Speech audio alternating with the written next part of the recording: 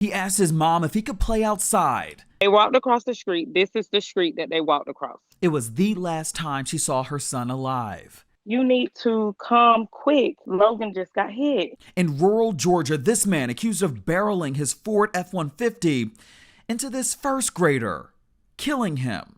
I couldn't breathe. I couldn't talk. TSR got a hold of the toxicology report. The driver allegedly had cocaine and fentanyl in his system, and yet he's still walking free.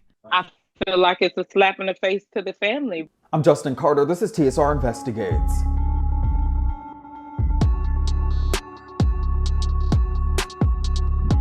Shaunte Sharpe has been trying to get down to the bottom of this for over a year now. It was May 2024 in Patterson, Georgia, a small rural town. Less than 1,000 people lived there. 7-year-old Logan Sharpe, he was walking with his 3 older siblings and 2 older cousins when police say 26-year-old Dalton Cason struck Logan, struck him so hard that he broke several bones and had traumatic head wounds. He did not survive, but the family says when police showed up, not only did they fail to search the truck that Dalton was in, the responding officer also did something shady, allegedly, to the police report. It's this long stretch of country road. They walked across the street. This is the street that they walked across. That will haunt Shaunte Sharpe forever.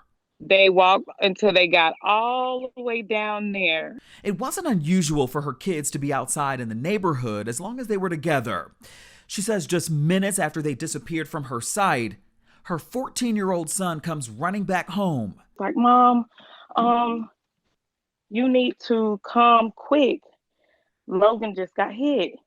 And I'm not thinking that Logan got hit as in he's hit to be killed. I'm thinking to myself, like, he's hit, like he need to go to the hospital right away. So I start running.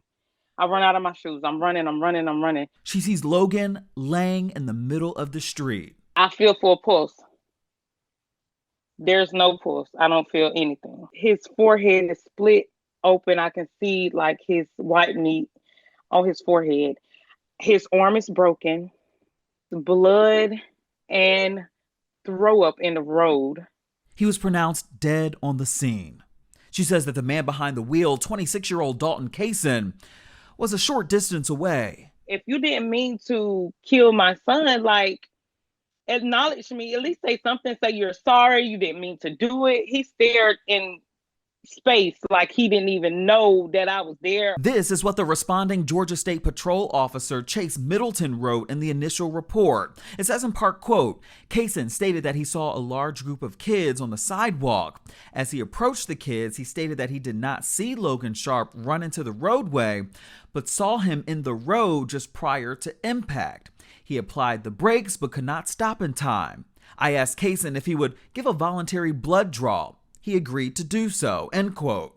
You got the toxicology report months later. What did it say? That he was high on fentanyl and cocaine. We got the results right here. Cason testing positive for cocaine, benzoyl, which is a metabolite of cocaine, and fentanyl. It also says that in this initial police report, Cason was given a choice of where he wanted his car towed for a mandatory 5-day hold. It's required for all traffic fatalities.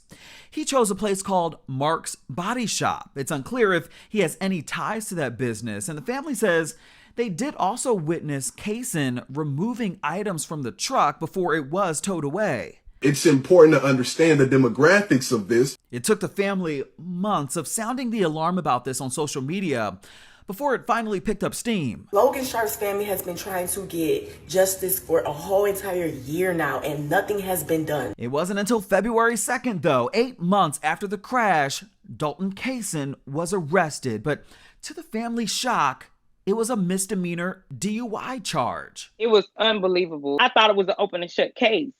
But now it's like, oh, we got to have evidence that he was high right then and there to charge him with anything. And I'm like, how? If he was under the influence and y'all already charged him for the DUI and the vehicular manslaughter go neck and neck because you already done charged him for the DUI.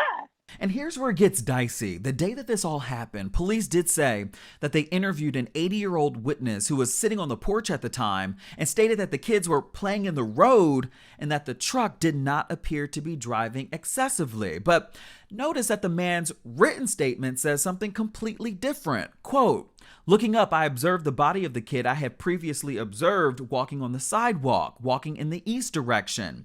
Now his body was heading in the southwest direction before landing in the street," end quote. Do you think that the police, they're trying to cover it up?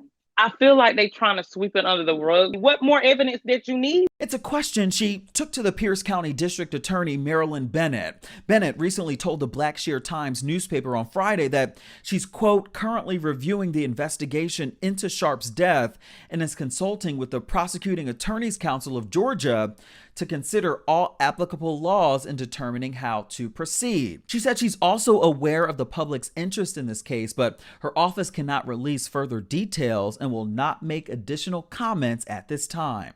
He was 6 on this picture. It's all she has left, pictures and videos.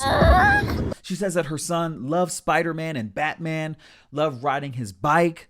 To know that she won't see him grow up, unimaginable. We don't know how to cope without him being here. We have to, go through life without seeing Logan graduating from school, having children, doing anything. We was taking of that opportunity. I did call Dalton Cason myself for a comment. He did not pick up the phone, but we did leave him a voicemail.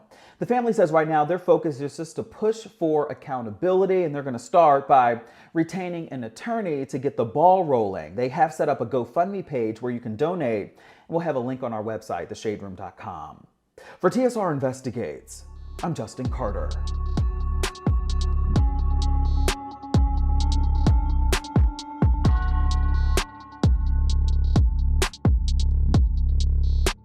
Hello, roommates, and thank you for watching our YouTube channel. Do you want more TSR Investigates? Be sure to subscribe and check us out at theshaderoom.com.